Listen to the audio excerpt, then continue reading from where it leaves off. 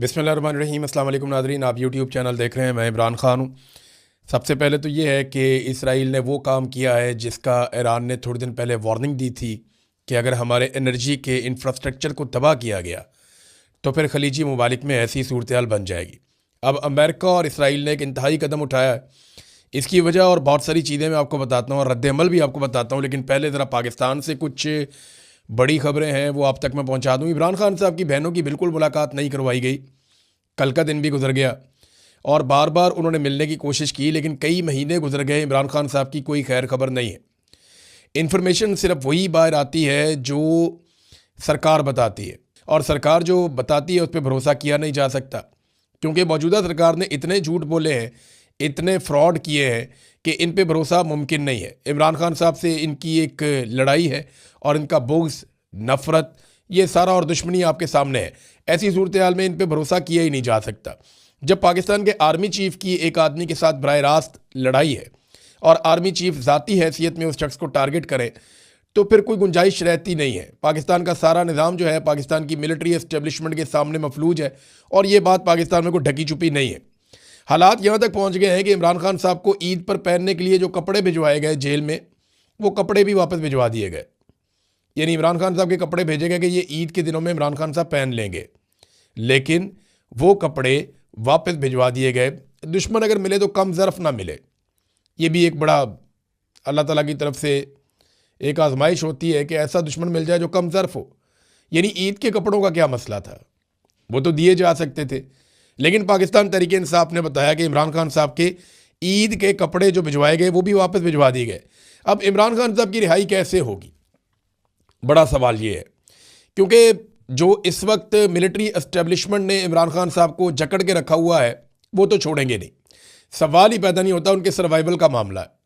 उन्हें ये पता है कि अगर ये इमरान खान हमारे हाथ से निकल गया और इस तरह बाहर चला गया तो उसके बाद फिर हर दिन हम नीचे जाएंगे और हमारी शिकस्त का ऐलान हो जाएगा। वैसे तो ये अवाम में हार चुके हैं, लेकिन ये शिकस्त का ऐलान नहीं कर रहे। इमरान खान साहब तो डील करते नहीं, तो डील करके तो वो बाहर आएंगे नहीं। और पाकिस्तान तहरीक इंसाफ एहतजाज करती नहीं है, क्योंकि एहतजाज के बगैर फिर कोई रास्ता निकलेगा नहीं। लेकिन अब पाकिस्तान तहरीक इंसाफ ने एक एहतजाजी तहरीक खड़ी करने का इसलिए भी फ़ैसला किया कि वो कहते हैं जी हमें दीवार के साथ लगाया जा रहा है। हमने पूरी कोशिश की है। सलमान अकरम राजा साहब बैठे हुए थे, जुनैद अकबर साहब थे, शाहिद खटक थे, बाकी अयाज साहब थे और कुछ और लोग थे। तो इन्होंने एक प्रेस कॉन्फ्रेंस की है और पार्टी की काफ़ी मुशावरत के बाद इन्होंने ये प्रेस कॉन्फ्रेंस की है। अब वो कह रहे हैं कि इमरान खान रिहाई मूवमेंट ईद के बाद हम शुरू करने जा रहे हैं। अव्वल तो ये ने बहुत पहले करना चाहिए था। जब ये मुख्तलिफ जगहों पे रैलियां निकाल रहे थे, मैं तभी कह रहा था कि ये ग्राउंड पे कोई काम नहीं हो रहा, ये सिर्फ एक मोमेंटम बन रहा है, अच्छे विजुअल्स बन रहे हैं, लेकिन इसका कोई ताल्लुक किसी तहरीक के साथ नहीं है। जो स्ट्रीट मूवमेंट है, वो जो इमरान खान साहब ने आज से कई महीने पहले कहा था, उसकी अलिफ बे भी अभी तक शुरू नहीं हुई, और अब ईद के बाद स्ट्रीट मूवमेंट का पहला कदम उठाया जाएगा। इससे पहले जो कुछ भी हुआ वो स्ट्रीट मूवमेंट नहीं थी, वो वैसे ही एक मूवमेंट थी, लेकिन जो स्ट्रीट मूवमेंट होती है उसके लिए पहला कदम ईद के बाद उठाया जाएगा। उसमें वो ये कह रहे हैं कि खैबर पख्तूनख्वा की विलेज काउंसिल तक 272 कैंप लगाए जाएंगे। पहले मरहले में 1 लाख नौजवानों को और फिर उसके बाद बतदरीज 10 लाख नौजवानों को इस टीम का हिस्सा बनाया जाएगा, इन्हें रजिस्टर्ड किया जाएगा। अब आगे ईद आ रही है, ईद पे तमाम कैदियों की मुलाकातें होंगी, बड़ा बंदोबस्त किया जाता है, लेकिन इमरान खान साहब की मुलाकात का कोई इम्कान दिखाई नहीं देता। बैरूनी दुनिया से इमरान खान साहब का राब्ता कुल्ली तौर पे मुनक़ता है, और ये पाकिस्तान का सबसे मकबूल लीडर है। इसकी जमात को अवाम ने 2/3 अक्सरियत दी है। इसके तमाम सूबों और वफाक के अंदर अवामी नुमाइंदे मौजूद हैं। और देखिए, इनकी अपनी जमात में कुछ लोग ऐसे दिखावा करते हैं इमरान खान साहब की जमात में, जैसे वो इमरान खान पे एहसान कर रहे हैं और इमरान खान डील ना करके ज़्यादती कर रहे हैं। इस किस्म का लोग अब तासुर देते हैं। तो आसिम मुनीर साहब का कंट्रोल इस नौइयत का है कि अब तसादुम के अलावा कोई और रास्ता बचा नहीं है। पाकिस्तान तहरीक इंसाफ ने बार बार कहा कि हमें दीवार के साथ ना लगाया जाए, लेकिन बात बनी नहीं। अब सुहेल अफरीदी ने एक और कदम उठाया। एक तो ये सुहेल अफरीदी ने इसको लीड करना है। इमरान खान साहब ने सुहेल अफरीदी को कहा था कि आपने स्ट्रीट मूवमेंट की तैयारी करनी है। अब वो तैयारी शुरू होने वाली है, तो ईद के बाद सुहेल अफरीदी को लीड करना पड़ेगा। ये हलफ बर्दारी होगी, नौजवानों को इकट्ठा करेंगे। अगर 10-20 लाख नौजवान इकट्ठे हो जाते और वो इमरान खान को छुड़वाना चाहते हैं, मसला ही कोई नहीं है। ये फिर बाकी कौम भी निकल आएगी। मैं जानता हूँ ना, ये कौम इंतज़ार कर रही है एक मरतबा नौजवानों के बाहर निकलने का। अगर वाकई नौजवान बाहर निकल आते हैं लाखों की तादाद में और वो ये कहते हैं कि इमरान खान को रिहा किया जाए, क्योंकि देखिए केस तो है ही कोई नहीं, अदालतों ने तो छोड़ना नहीं है जब तक कि मिलिट्री एस्टेब्लिशमेंट छोड़ने ना दे। तो ये तो दबाव मिलिट्री एस्टेब्लिशमेंट पे डालना है नौजवानों ने। जब नौजवान निकल आएंगे ना, ये ऑटोमेटिकली पूरा पाकिस्तान बाहर निकल आएगा। लेकिन नौजवानों को यहाँ पे पहला कदम उठाना पड़ेगा। अब नाजरीन, अंदर की खबरें लीक की जा रही थी, खैबर पख्तूनख्वा हाउस हो, केपी हाउस हो, कहीं पे भी सीएम हाउस, और खैबर पख्तूनख्वा में वहाँ पे अंदर से खबरें लीक की जाती हैं। आपको पता है एजेंसियों के बंदे हर जगह घुसे होते हैं, ख़ास तौर पे ये जो स्पेशल ब्रांच है ये तो काम ही ये करती है। तो सुहेल अफरीदी को इस बात का पता चल गया, उन्होंने पूरी की पूरी स्पेशल ब्रांच की टीम ही फारिग कर दी, निकालो उन्होंने कहा सारों को। और फ्रंटियर के जो रिजर्व पुलिस है इसके 53 नए एहलकार उन्होंने तैनात किए हैं और स्पेशल ब्रांच को फारिग किया है, जो अंदर का डाटा, अंदर की खबरें, सियासी फैसले और ये सारी चीज़ें लीक कर रहे थे। तो सुहेल अफरीदी साहब ने एक अहम कदम उठाने से पहले कि इससे पहले कि लिस्टें बने, रजिस्ट्रेशन हो, नौजवान शामिल हों, सबसे पहले तो इनको फारिग किया जाए, तो उन्हें फारिग कर दिया गया है। नाज़रीन, पाकिस्तान में हालात यहाँ तक पहुँच गए हैं कि आपको मालिक साहब को आप जानते होंगे, प्रोग्राम करते हैं टीवी पे। तो मालिक साहब ये वो शख्सियत हैं जिन्होंने इमरान खान साहब के सामने बैठकर गिरबान पकड़ने की बात की थी।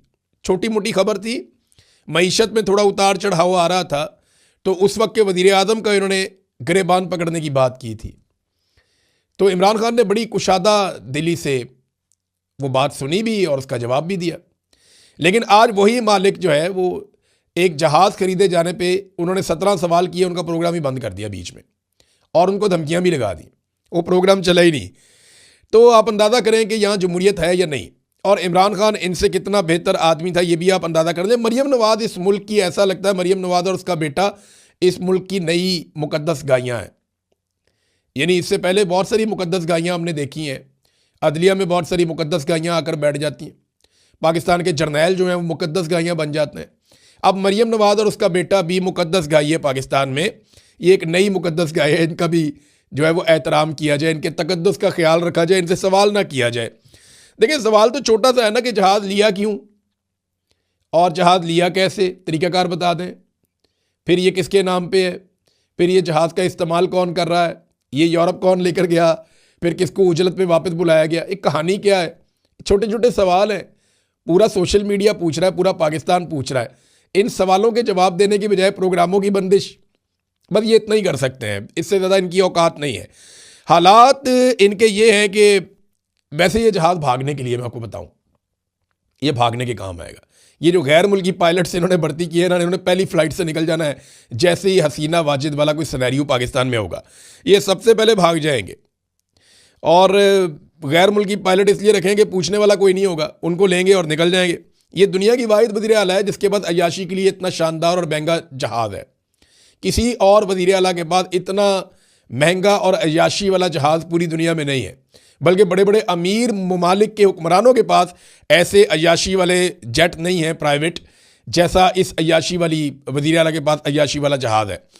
अब मेयो अस्पताल में एक इकलौती एंजियोग्राफी की मशीन रह गई थी, पहले बाकी ख़राब हो गई तो एक ही रह गई थी, वो भी नाकारा हो गई। ये जनाब सबसे बड़ा हॉस्पिटल है मेयो हॉस्पिटल, वहाँ पे एंजियोग्राफी की एक बेसिक मशीन होती है, वो भी नाकारा हो गई। लेकिन जहाज़ चाहिए, हेल्थ वर्कर हो, एजुकेशन के अंदर काम करने वाले लोग हों, टीचर्स हों या सुथरा पंजाब के बेचारे वर्कर हों, वो सारे कई महीनों से तनख्वाहों के लिए रो रहे हैं। आम आदमी को, गरीब को तनख्वाह नहीं मिल रही। बेशुमार बच्चे जो है, 1 करोड़ बच्चा है वो स्कूलों से बाहर है पंजाब में, लेकिन 11 अरब रुपए का अय्याशी वाला जहाज़ चाहिए। अब जहाज़ लेके एंजॉय कर रहे हैं, तो जब तक कौम नहीं पूछती तब तक मौजा ही मौजा। वैसे तो इदारों ने इन्हें मुकद्दस गाय बना दिया है। अब आ जाए नाज़रीन इंटरनेशनल उस खबर की तरफ जिसने अब एक नई सिचुएशन क्रिएट कर दी है। इसराइल ने ईरान के एनर्जी इंफ्रास्ट्रक्चर पे अटैक कर दिया अमेरिका के साथ मिलकर। ये वो हमला है जिस पे ईरान ने खबरदार किया था। डोनाल्ड ट्रंप ने बार बार कहा कि हम जब चाहें पूरे ईरान की बिजली बंद कर सकते हैं, और डोनाल्ड ट्रंप ने यह भी कहा कि हम ये करना नहीं चाहते क्योंकि हमने ये इंफ्रास्ट्रक्चर तबाह कर दिया तो ईरान को बहुत साल लग जाएंगे वापस अपने पैरों पे खड़ा होने में।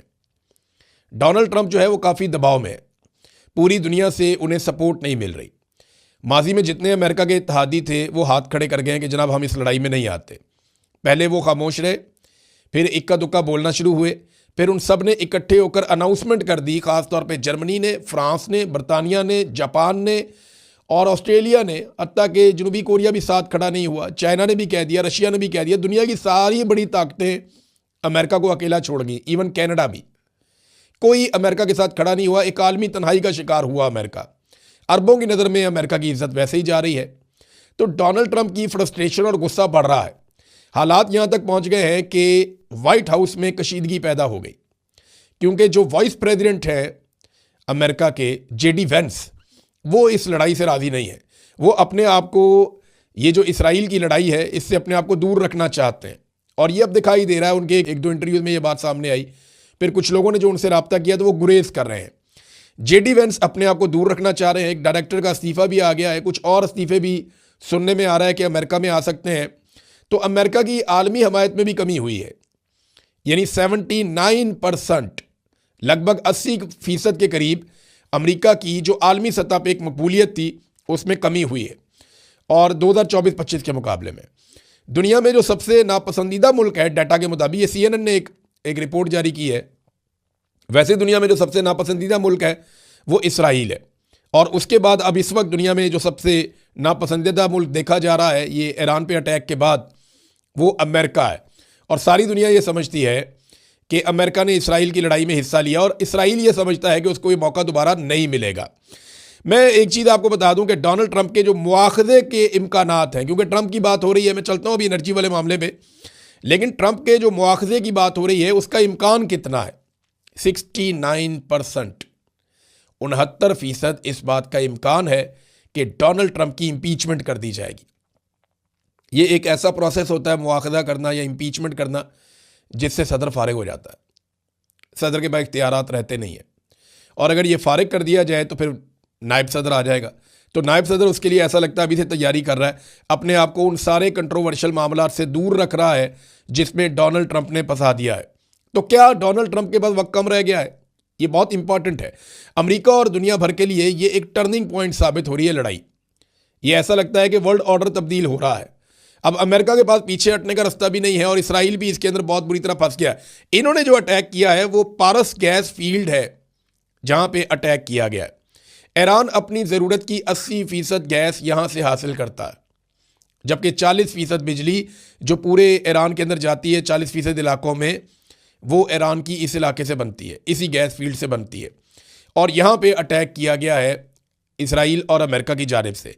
ईरान ने पहले ही कहा था कि अगर उसके तवानाई के इंफ्रास्ट्रक्चर पे अटैक किया गया, और अमेरिका ने कहा था कि 1 घंटा लगेगा ये काम करने में, तो ईरान ने कहा था कि फिर आधा घंटा लगेगा पूरे खलीज की बिजली बंद करने में।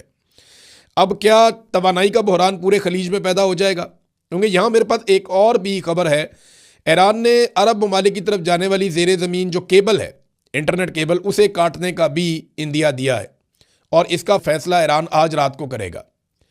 ये खबर आ चुकी है, ईरान आज रात को ये फैसला करेगा कि क्या वो इंटरनेट केबल काटने जा रहा है या नहीं। क्योंकि ईरान को ये लगता है कि इस इंटरनेट के ज़रिए से बहुत सारी चीज़ें मैनेज की जाती हैं और बहुत सारी सहूलत मिलती है अमेरिका को, इसराइल को, कि वो इस रीजन के अंदर इंटरफेरेंस करता है। अगर ये इंटरनेट केबल काट देंगे तो काफ़ी सारी इन्फॉर्मेशन मिलना उनको बंद हो जाएगी, उनको बहुत सारी सहूलत मिलना बंद हो जाएगी।